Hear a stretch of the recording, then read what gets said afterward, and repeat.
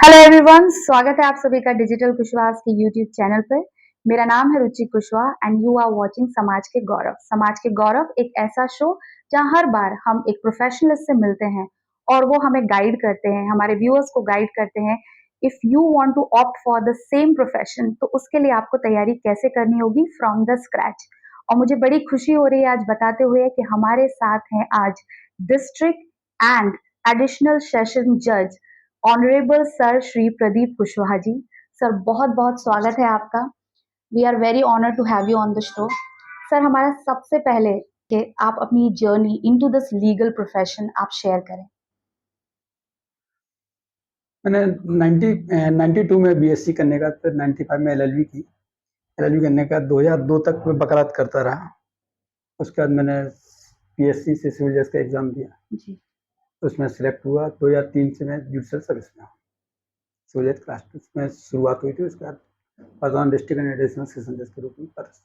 Sir जैसे कि आपने बताया आपने पहले बीएससी किया, तो जैसे कि जिन एस्पायरेंट्स जो हमारे यंग एस्पायरेंट्स है अगर उन्हें लॉ में ही अपना करियर बनाना है तो उन्हें किस सब्जेक्ट में, कौन सा सब्जेक्ट उन्हें चूज करना चाहिए? वर्तमान में 5 साल की एलएलबी है। जी आप बीए एलएलबी, बीबी एलएलबी आप किसी प्रकार से एलएलबी 5 साल का कर लें। जी और यदि आपका टारगेट ये है कि हमें सिविल जज एग्जाम में जाना है तो आपके लिए फर्स्ट डे से आप शुरुआत करें। जी और सिविल जज का जो सिलेबस है उस सिलेबस को उठाकर उसका बेयरेक्ट जो है कम से कम वो बेयरेक्ट प्रत्येक बच्चे को याद हो जाना चाहिए जब तक लॉ कंप्लीट हो। ओके तो ये मान के चले उनकी 80% तैयारी लगभग पहले ही इनिशियल स्टेज पर हो चुकी। प्री लेवल की तैयारी ये कह सकते हैं कि हो गई है जब वो एलएलबी कर हाँ, रहे जब हैं। एलएलबी फर्स्ट ईयर से करें उसी समय से ही वो सिविल जज का सिलेबस है उसको याद करना चालू करें और अच्छे से उसी में पढ़ें। उनकी वो हाँ तैयारी साथ जी में होती रहेगी। जी जी। सर जैसे कि एलएलबी जब हम कर लेते हैं तो उसके बाद आप एडवोकेट कहलाते हैं?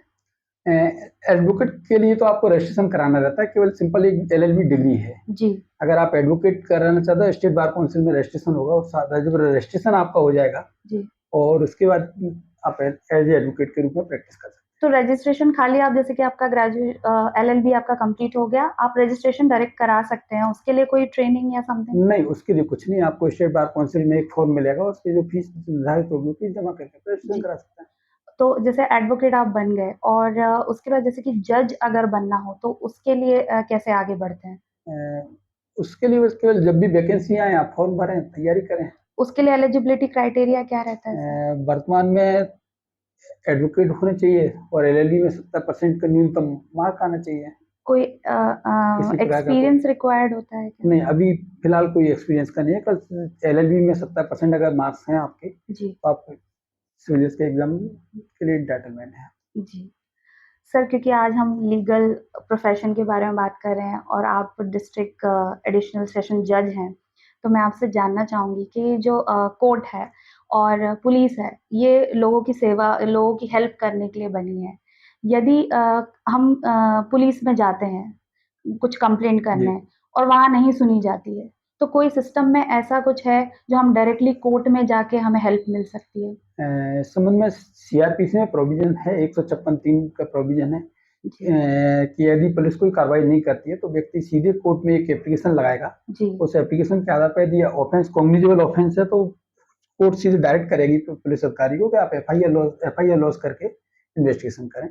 और इन सब के बाद 156 दिन के अलावा प्राइवेट कंप्लेंट का भी प्रोविजन है कि अगर पुलिस कार्रवाई नहीं कर रही कोर्ट में सीधे कंप्लेंट नहीं कर सकते हैं जी। और तो कोर्ट कार्रवाई करेगी। तो सिस्टम में मतलब ऐसा हाँ, लॉ प्रोविजन है है कि जी। हम डायरेक्टली कोर्ट में कोर्ट जाके में डायरेक्टली नहीं आ अपील सकते। जब पुलिस सुनवाई नहीं करेगी नहीं तब करे, हम हाँ कोर्ट में जा हाँ, सकते हाँ, पुलिस सुनवाई नहीं करी तो आप डायरेक्टली कोर्ट में अपील कर सकते हैं। जी हैं। जी। सर एक क्वेश्चन ये था आम जनता का, जैसे कि कोर्ट का जब नाम सुनते हैं कोशिश करते हैं कि केस ना मतलब कोई केस ना ही करे या क्योंकि क्या है बहुत टाइम लग जाता है जस्टिस मिलने में। जी। वो क्या रीजन है इतना टाइम लगने के लिए? मतलब क्यों घबराता है इंसान के कोर्ट केस ना हो या उसमें बहुत टाइम लग जाएगा? टाइम लगने का कारण तो केवल इतना है कि कोर्ट के पास काम बहुत है। जी मतलब हर कोर्ट में लगभग पेंडेंसी बहुत है तो कार्य की अधिकता के कारण। तो इसमें हम माने कि हमारे पास मतलब लीगल प्रोफेशन में लोग कम हैं जो कि लॉ को चूज कर रहे हैं, या नहीं, लोगों में जागृति आई। इस जागृति की वजह से लोग कोर्टों में अप्रोच ज़्यादा हो गई है। तो अच्छा ये भी कह सकते हैं कि इस कारण से भी कोर्टों में काम ज़्यादा है। ओके, मतलब बर्डन होने के कारण जस्टिस मिलने में टाइम लग जाता है। नहीं, अब वो स्थिति ऐसी नहीं है, मतलब हाँ, कि लगभग सुनवाई होती है होती है। और कई चीज़ें जैसे रहते प्राथमिकता के आधार पर भी सुनवाई होती है। यदि कोई सेंसिटिव मामला है तो उसकी प्राथमिकता के आधार पर सुनवाई होती जी। है। सर, मेरा अगला सवाल ये जी, है कि जैसे कि हम देख रहे हैं टेक्नोलॉजी इतनी तेज़ी से बढ़ चुकी है और बढ़ती ही चली जा रही है। जी। इसका इम्पैक्ट जुडिशरी पे क्या पड़ा है? टेक्नोलॉजी का उपयोग आज समय में जुडिशरी में भी बहुत ज़्यादा हो रहा है। लगभग अधिकांश विटनेसेस के स्टेटमेंट वीसी के माध्यम से होते हैं। प्रत्येक कोर्ट में वीसी का सेटअप लगा हुआ है। जी। तो लगभग यहाँ पे वीसी की सुविधा उपलब्ध है, अगर विटनेस जहाँ पर है तो कोर्ट वीसी मतलब वीडियो वीडियो कॉन्फ्रेंसिंग। कॉन्फ्रेंस के माध्यम से तो सारे विटनेसेस के स्टेटमेंट होते हैं। जी। तो उसका इम्पैक्ट ये है कि जो विटनेस को कोर्ट में आके और बयान देने में ज़्यादा सुविधा होती थी, वो अपने घर बैठे वहीं नज़दीकी किसी कोर्ट में जाके जी। अपने वीसी से जुड़ के अपना बयान दे सकता है किसी भी कोर्ट में। तो ये है ये टेक्नोलॉजी की, टेक्नोलॉजी। समय के साथ जैसे टेक्नोलॉजी है उसी तरह से कोर्ट में भी टेक्नोलॉजी का उपयोग किया जा रहा है जी। और इस तरह से है भविष्य में माननीय सर्वोच्च न्यायालय तो यहाँ तक है कि भविष्य में पेपरलेस कोर्टें भी होंगी। ओके। सर, हम हमारा जैसे जो चैनल है, वो जो आज का यूथ है, हमारे व्यूअर्स जो लॉ फील्ड में या किसी भी अन्य फील्ड में, जैसे कि तो आज हम लॉ की बात कर रहे हैं, तो उनको आप अगर कुछ एडवाइस दें कि वो किस तरीके से आगे बढ़ें इस फील्ड में? वर्तमान में वकालत का व्यवसाय भी अच्छा है, जुडिशल सर्विस में भी आएंगे, वो भी अच्छा जॉब है। आपको जो भी करना है उसके लिए सबके लिए बहुत मेहनत की जरूरत है, बहुत परिश्रम की जरूरत है, बहुत लगन की जरूरत है। आप जो भी काम कर रहे हैं उसको परिश्रम से करेंगे तो हर काम में सफलता है, हर काम अच्छा है, यही कहना है। So viewers, this is Honorable Pradeep Kushwaha ji. Thank you very, very much, sir, for joining us today. Dear viewers, this is the show dedicated to law.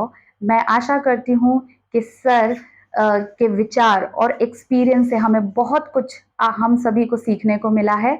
और अगर आप वन ऑन वन गाइडेंस चाहते हैं law में career बनाने के लिए, तो आप स्क्रीन पे दिए गए नंबर पर कांटेक्ट कर सकते हैं।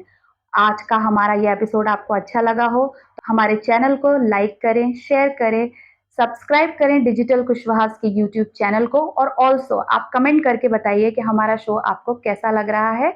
और आने वाले समय में हम और भी प्रोफेशनल से मिलेंगे और आपको इसी तरह से गाइड करते रहेंगे। धन्यवाद।